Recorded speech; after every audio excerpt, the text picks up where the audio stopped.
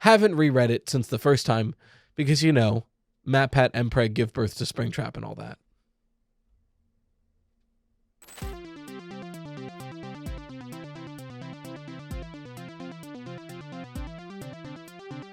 Ladies, gentlemen, and those with the good sense to do away with the whole notion, I welcome you to the premier audio medium for all your Fazbear entertainment needs. The Freddy Fazbear Pizza Podcast. Note, FFPP is not responsible for any loss of appetite, disinterest, dismemberment, or other legally classified statuses. So strap in and enjoy. Hello, everybody, and welcome back to the Freddy Fazbear Pizza Podcast. I'm your host of the Toast Fried Toast here to talk about Five Nights at Freddy's. I was gonna do another Poppy Playtime episode because now we're post Chapter 4 and I really want to talk about it. But I didn't realize it's the season finale today. The podcast is not going on a break. It's just a matter of every time I upload to Spotify, it's like, what season is this? And I'm like, ooh, I could do seasons. But then I wasn't sure where to cut it, right? Because like 50 and 100 are round numbers, but that's kind of boring. 52 is like a good annual number. But I've missed a couple weeks, so it didn't line up right. And I didn't think about it until much later after that. And then I was like, well, we're coming up on episode 69. So what better than the season finale to be 69? So then the next episode will be season 2, episode 1. So on and so forth. So to celebrate the fact that we're at a season finale, I didn't pick a topic today. Instead, we're doing an Oops All Questions episode. I pulled like 10 plus questions. We're going to do as many as we can within 45 minutes to an hour and call it a podcast. So yeah, because I will say the FNAF podcasts are in a weird position right now because I was going to do another timeline one for the next FNAF podcast, but we've kind of done all the characters. So the next regular FNAF podcast would probably just be me like piecing together my timeline. And I want to do a Poppy one before then anyway. So for now, for season 1, episode 69, the season finale, we'll be doing Oops All Questions. Besides, I always have a huge backlog on the email. I don't go from oldest to newest because I never catch up. So I just kind of pluck randomly out of what I have, and I do that every time. So if I've missed your email, it's not because, I do skip some that just like, if it's like a yes or no question and it's not going to make for good content, sometimes I just won't answer it, to be honest with you. But as far as like the majority of the ones that don't get answered, it's not that I just saw it and ignored it. It's that I didn't see it because I have very many. Hi, Casey. Oh, hi, Casey. Did you want to be here for the season finale, Casey? By the way, my lovely wife is working next to me. I don't know if the keyboard can be picked up, but if you hear keyboard, that's what's happening. Before we get into it, because I keep forgetting because I don't do it this early typically. If you want your questions answered on the podcast, feel free to send them into Freddy Fazbear Pizza Podcast at gmail.com. That's in the description to copy and paste because it's a pain to type out. But our first question comes from Ethan, they, them. Why are flowers so important in FNAF? I believe it's because they store light energy in their cells. I also believe this is just one of very many examples that the energy known to charge these animatronics, whether we call it titularly agony or just emotional energy, has a positive and negative polarity. Light photons make up light particles from happy memories, like in love and hope, and are the positive charge. Dark photons from dark matter make up dark particles that are the negative charge. The negative charge is infinite because dark photons don't get absorbed. The light energy gets absorbed and released as heat, like Jake in his memory with his dad at the end of the Stingers when he went into the ball pit, where, by the way, it specifically spells out he was massless, which is a property of a photon. Flowers store light particles, and the particles they store counteract the negative particles. This is what protected Taggart from his collection of agony. It's also a neat little Pokemon reference, as the flowers Taggart has included the one on Venusaur's back, and his signature move is Solar Beam, which is a move used to store light to use. Thank you for your theory. It's definitely interesting. Part of me, so on the surface, I love it, right? On the surface, I think it's great, and it has a lot of merit. I do think, and this is something this is something seen in a lot of fandoms, especially in the One Piece fandom. So much so that there's a specific meme, and if I remember, I'm gonna put it right here. But I do think this is one of those moments where there's just a blessed synchronicity in the story, where I highly doubt that Scott Cawthon thought of any of that, but I think it just happened to work really good. All this to say, I think that is feasible, right? The parallels you've drawn up here work really well and give us kind of a way to move about this space where we have no information. That being said, it is also one of those situations where it's like, we have pretty much no information here, so any information we add just kind of fits, right? So I don't want to just say this is correct, but I think it's possible, and I like it, and it doesn't really go against anything we know so far. But I do hesitate to think that Scott thought of any of that. But I like where your head's at, so I'm interested to see where that goes if you keep looking into it. I think something that doubles down on flowers being important in FNAF, in Ruin. So in Security Breach, there is a little pot of flowers in, like, around... I think it was in Freddy's green room. It's in one of the green rooms. It's like a little like memorial white flower thing. But in Ruin, when the statue is demolished, those flowers have been moved to just in front of the broken statue. So like the flower means something. So you're right to point that out. Thank you again for your question. Our next question comes from Sarah, she, her. I'm currently reading In the Flesh. Jokes aside, I just read a few things that have added to your recent theory on VANNI and Dr. Rabbit fighting over who gets to take over Cassie Stat's mind. Basically, the overall AI hierarchy and order of takeovers. On page 95 to 96, Matt talks about the Springtrap in the VR game. After all those days with no one to kill, when killing was his life's only purpose, Springtrap seemed to spawn a new version of himself. Immediately, a new version killed the old version, and then the current Springtrap would sometimes produce a newer version, which would then kill it. The cycle went on and on, creation of a new AI, followed by an even newer model. Springtrap to Burntrap to... the quote ends there. Springtrap to Burntrap to Glitchtrap to VANNI to Dr. Rabbit. To add on page 111, Gene basically describes how Scott wanted Burntrap to appear in Security Breach, once he was killed, possibly by his next successor. Gene saw something green sticking out from behind a corner of the maze. He went to investigate, steeling himself for a jump scare, but the version of Springtrap he found, while undoubtedly scary, was incapable of jumping out at anyone. Springtrap's body lay motionless and flat on its back, its abdomen flayed open. Thank you for your question. This is really interesting. I'll be honest, I haven't read In the Flesh since the first time I read it, so I kind of forgot about all that. But you're right, that like, this really leans into my idea of how Glitchtrap works, that it iterates upon itself. And it seems to be, as much as we're like, VANNI is the loyal follower to Glitchtrap, it does seem like this is giving credence that if Glitchtrap is just iterating upon itself, if given the opportunity, the newer model will kill the older model. So it is possible that that's what we're seeing at the end of Help Wanted 2, that VANNI's killing Glitchtrap because it's the new and improved version of Glitchtrap. Not to mention the whole idea of Glitchtrap in a VR game starts iterating upon itself because it has nothing better to do. So that's kind of what it's doing with VANNI and then VANNI with Dr. Rabbit. That's super interesting. Your point on Burntrap, I guess this would lean into the idea that Burntrap is a digital hallucination that only Gregory is seeing because of his occipital chip or whatever it's called. I've been saying occipital nerve chip, and I've replayed Ruin recently, and that's not what he says. He says like ocular implant. So I've just been like Mandela affecting myself and probably thousands of you. So I do apologize. I think it's the ocular implant. Same difference, to be honest with you. But because of that ocular implant, I do wonder if like that was one of the thinkings of like maybe Burntrap is just how Glitchtrap appears to, you know, someone who's spurned him. But maybe it's closer to what you're suggesting with this connection with the books. The idea that Burntrap is a dead Glitchtrap. It's a Glitchtrap that has been killed by a newer model, and that AI is still lingering in Gregory's vision at times. It's really interesting. Yeah, I forgot In the Flesh was so pertinent to Security Breach and Help Wanted because I haven't reread it since the first time because, you know, Matt, Pat, and Preg give birth to Springtrap and all that. Yeah. But thank you for your question. I will definitely be rereading that story eventually. I'll probably just reread it when I get to it as an audiobook, but we'll get there when we get there. Our next question comes from Andrew, he, him.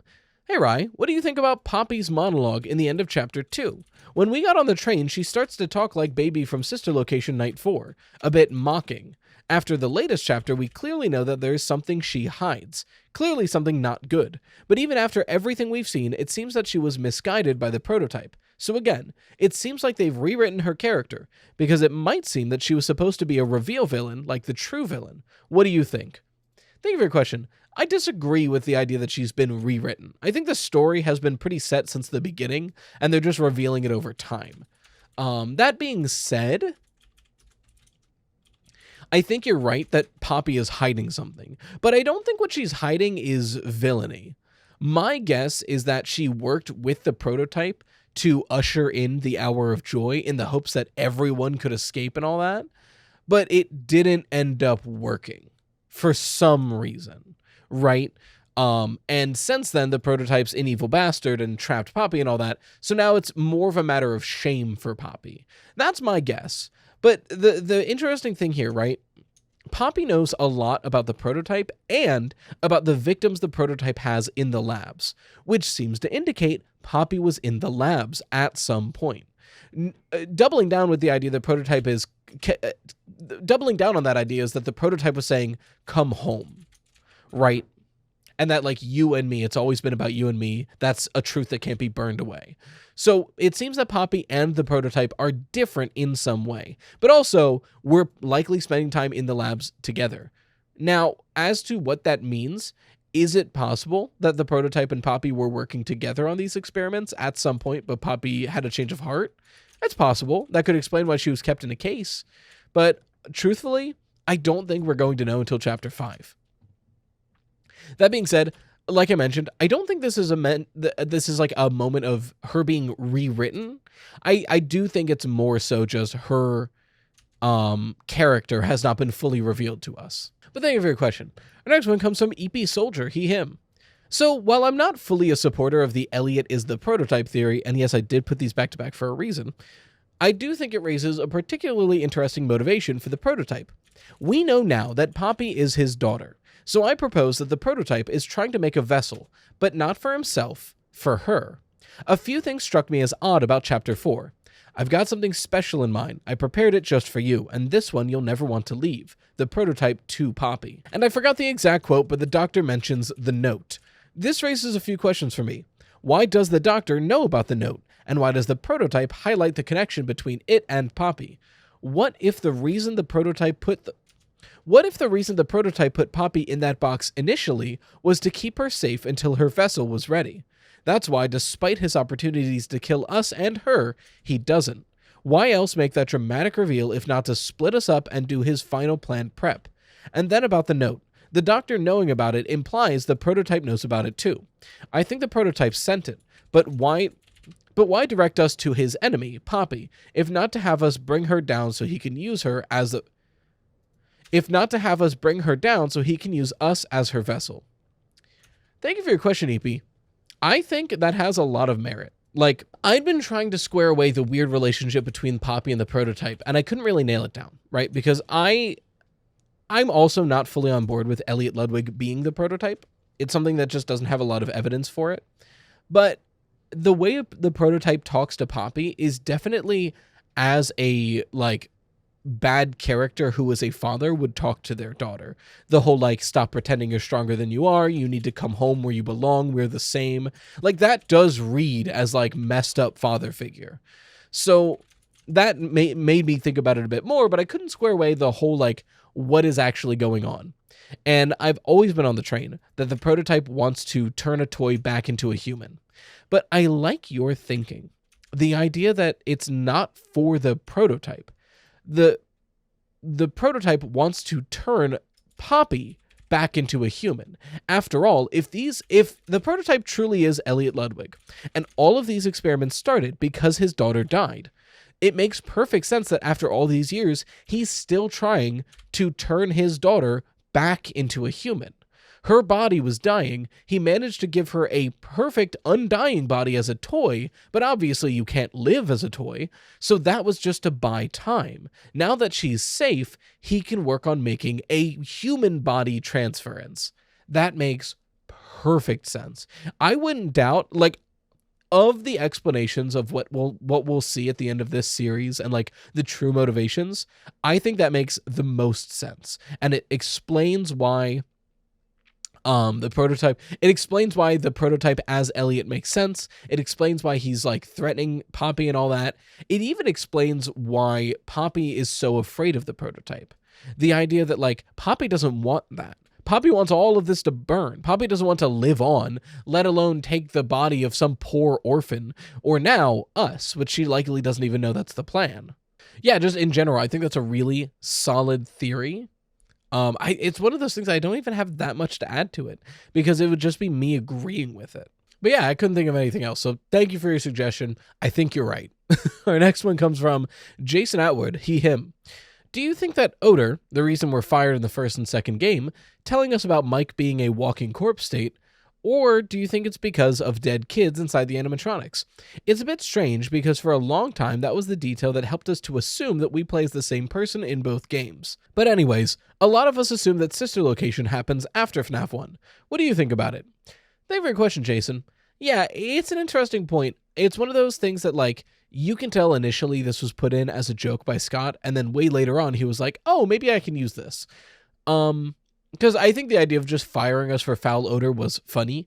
I think it is valid to make the assumption that foul odor is referring to the fact that Michael is a walking corpse. But I don't think that's the case. I've said this a couple times. We have to keep in mind is that we're also fired with tampering with the animatronics. And we know that the animatronics are really stinky, right? They're super smelly. That is a consistent thing throughout the games because, like you mentioned, dead kids inside, and they are stinky. So there's a couple ways to explain this. I think the most common explanation that isn't Michael Afton is stinky is that it's Fazbear using us as a scapegoat to save their image. The idea of like customers keep complaining that there's a foul odor in the restaurant, and Fazbear can fire us some no-name and then turn around and be like, so sorry, our night guard's actually super stinky. We didn't notice because he's a night guard, but obviously our customers noticed, so we fired him and you don't have to worry about the smell anymore. And then when we get more complaints about odor, we fire the next one. Totally possible. And then the tampering with the animatronics thing is just, oh yeah, the animatronics are on the fritz. That darn security guard, don't worry, he's been fired now. So that's totally possible. I, on the other hand, complicated it.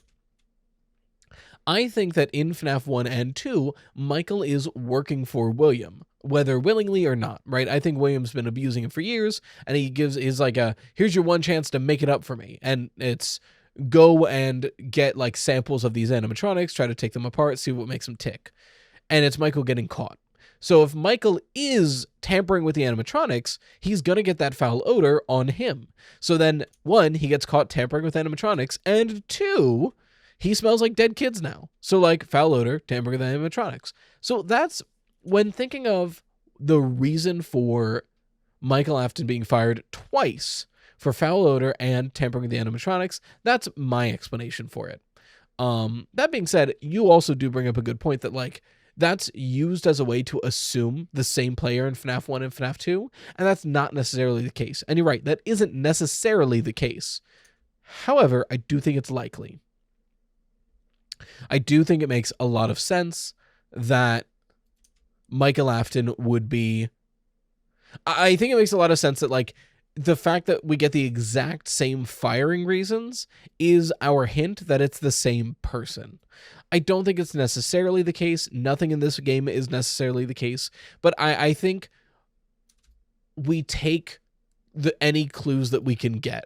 And if we get something that blatant, I'm going to take it as a clue. But thank you for your question. And I hope I helped answer it in a way. Our next question comes from Ash, they, them. How does Henry in FNAF 6 know that it was specifically Charlie's conscious that it... How does Henry in FNAF 6 know that it was specifically Charlie's conscious action that allowed the MCI to possess the animatronics? The FNAF 6 monologue is one of the best things ever, and I understand that was stuff we needed told to us, but I've always felt like that was a plot hole for him to know it in such detail. That's a great question, and thank you for it. We really only have one explanation, and that's William knew. right? By the time of FNAF 6, anything that William knew, Henry knows. Because Henry had, in some way, got access to all of the documentation within Sister Location. Because he has blueprints for the Scooper. Because he has blueprints for the Rasks, you know? So when it comes to knowing that it was Charlie's conscious action to assist the MCI kids in possessing the animatronics, the only explanation we have that has any merit is that William found out. And Henry knows because William knew. So when it comes to William knowing, that gets a lot more sketchy. My best guess is it's just a matter of him constantly observing and testing on these animatronics for like 10 to 20 years until he eventually gets spring locked. And he found out during that time. After all, he does mention, I guess he doesn't mention, in Ultimate Custom Night, right?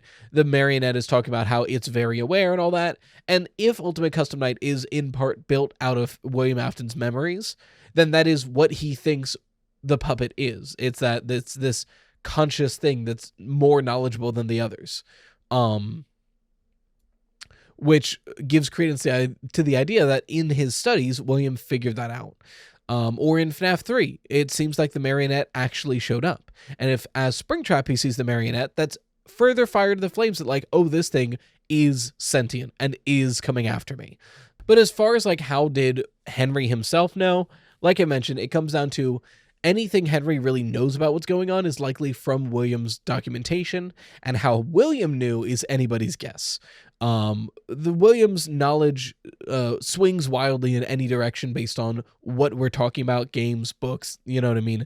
But especially in the games, we really don't know how much William figured out before he was springlocked. We know he at least figured out about Remnant, and we know he at least figured out some kind of possession because he built the Scooper. But other than that, it's just speculation. So my best guess, when it really comes down to it, is he was studying these animatronics for so long that his hypothesis was that the puppet was the one who allowed them to possess the suits. And then he feels more confident in that over life and over death in seeing the marionette pop up again and again and again. After all, consider the fact that Ralph in FNAF 2 says he never liked the puppet because it looks like it's always thinking. So it literally, even a layman who knows nothing about this, can get an odd sense about the marionette. Then surely William, someone looking into this, would notice that. And then by the time of FNAF 6, Henry gets all that documentation and he sees these notes that the puppet is the one, you know, helping guide these spirits to the afterlife. And Henry would find out in that moment, like, oh God, my daughter is not only still alive in a way, she's busy shepherding other souls that she still hasn't moved on, right? It's this tragic revelation that he then goes to build Lefty to fix. And the fact that he has to build Lefty at all. Every other animatronic is lured there. The marionette has to be brought because it is too smart to be lured in. It has to be brought and captured and fused just to get it inside the building. So, like, I think anyone who is studying this, like William, like Henry, anything like that, they are going to notice that the marionette seems smarter than everyone else for some reason. So it might just be an assumption built off that. There's also another possibility, one that you kind of mentioned here, that it's kind of just a plot hole. I think that's super possible. That it's something the players needed confirmation of, and sure, Henry can just know it for some reason. But if there's an in-game reason, that's my best bet. Thank you for your question.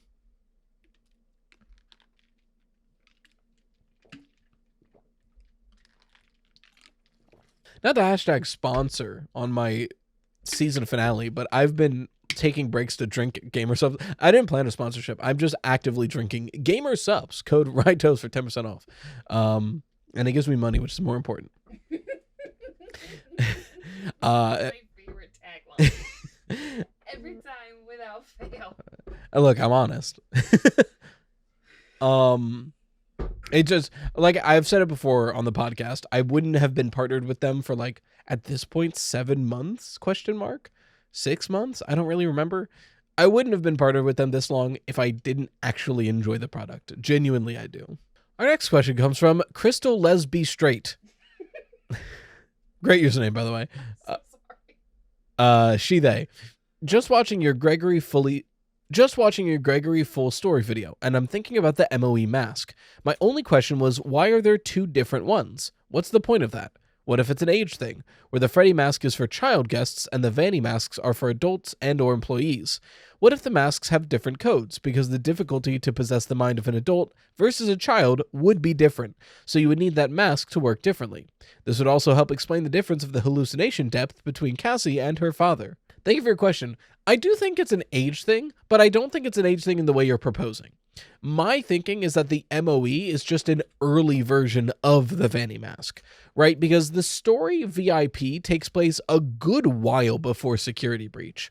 In VIP, the Pizzaplex still looks like the Tales of the Pizzaplex version, which is a large pizza-shaped building where each slice is a different section of the Pizzaplex.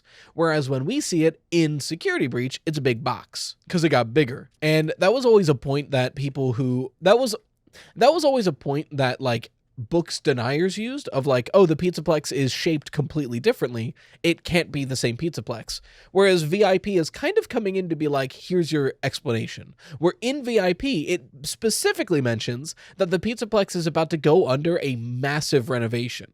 So it's like, okay, this is before that massive renovation.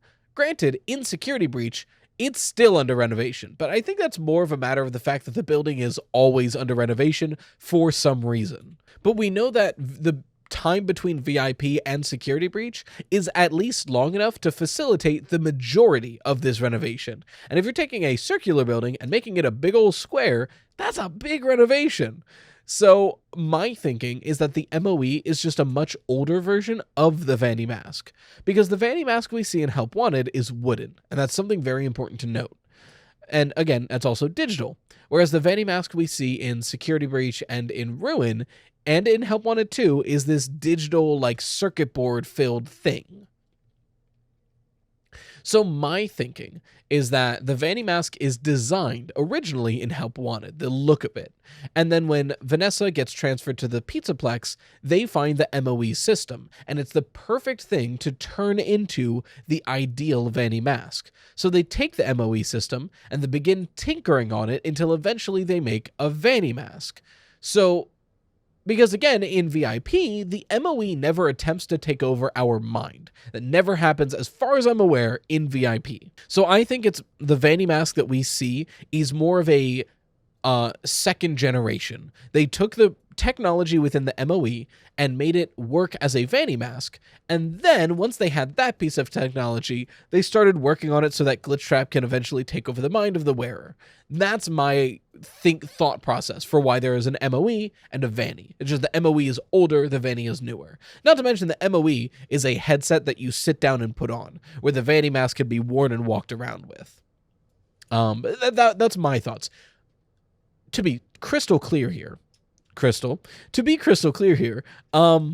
we don't have direct evidence that the VANNI mask is an iteration of the MOE. I think it is. I do, in my heart, believe it to be true, but there is no direct evidence linking these two pieces of technology, to be totally fair. So, take it as you will. Thank you for your question, though. And our last question of the season finale is from Setri She They. I really enjoyed the Ban OSHA violation video you did a while back, and was wondering if you would ever be interested in doing more. Not even Ban necessarily, as I'm sure Playtime Co. and the Mega Pizzaplex have their share of horrible conditions as well. As a topic, it's not only kind of hilarious, but educational too. Thank you for your question, and truthfully, I would love to. I'm in a bit of a bind. Those videos take a long time to make, but more than that, it's a matter of I keep waiting until I have a finished facility. So the Security Breach Pizzaplex, somebody already made an incredibly in-depth OSHA video about that. So I kind of don't really want to. And that's the only FNAF location we have a full layout for. A sister location is a close second, so maybe that one day. But then we look at something like Poppy Playtime. And I was about to say I can't because we haven't seen the whole facility. But at the same time, if we separate the facilities, I guess I could. Where we've seen the Toy Factory, we've seen the Play Care, including Game Station, and we've seen the prison. So if I separate those, we could OSHA those. So maybe I'll do that. But it does kind of come down to just, it's kind of a risk algorithmically, and it's hard to do. But I have been wanting to do more of them. For Ban, I was kind of just waiting until we got more environments, and we do have more environments, but I might not make another Ban one, specifically because the problem with doing another Ban OSHA video is that I kind of already made all the jokes that we'll see. Because, look, say what you will about Garden of Ban, the environments are very samey. So, like, we're going to just get the same violations again. You know what I mean? So maybe I'll do one on Poppy Playtime. I probably won't do another Ban OSHA video. And until we get a new location that I get a good look at, I probably won't do a FNAF one. The closest one I could do for FNAF is probably Sister Location, because you can at least get a good look at everything. Whereas like FNAF 3, it's almost impossible to see all the rooms. FNAF 1, you don't get great angles for a lot of the rooms. Things like that. But yeah, that's my thought process on that. And that wraps up all our questions. So it is the season finale. I feel like I do a state of the channel every other month. But I just wanted to do a quick shout out that, like, holy shit, we're 69 episodes on this podcast and still going strong. I don't know how, frankly, that I've talked about an hour about FNAF every week for like a year and a half at this point, including doing a theory video. I have no idea how. Expect more guest episodes in season 2, because I really like doing them, but I'm bad at scheduling them. But I'm going to try harder. And since I've still got you right here and you can't leave anywhere, don't forget that I stream 3 times a week, technically 4 times a week now. 3 times a week on Twitch and on Rytoost at 9 o'clock p.m. EST, Monday, Wednesday, and Friday. And only on Twitch, Saturdays at 9 o'clock p.m. EST, to do an Apex Legends and exercise stream. Yeah, but I guess I'll leave it at that. Happy season finale, y'all. I'll see y'all for season 2, episode 1 next week. No breaks, no hiatus. I just felt like ending the season on episode 69 for no reason in particular. But until next time, as always, thank you for watching the Freddy Fazbear Pizza Podcast, where the pizza abilities are endless. We hope to enjoy your future patronage. Bye-bye for now.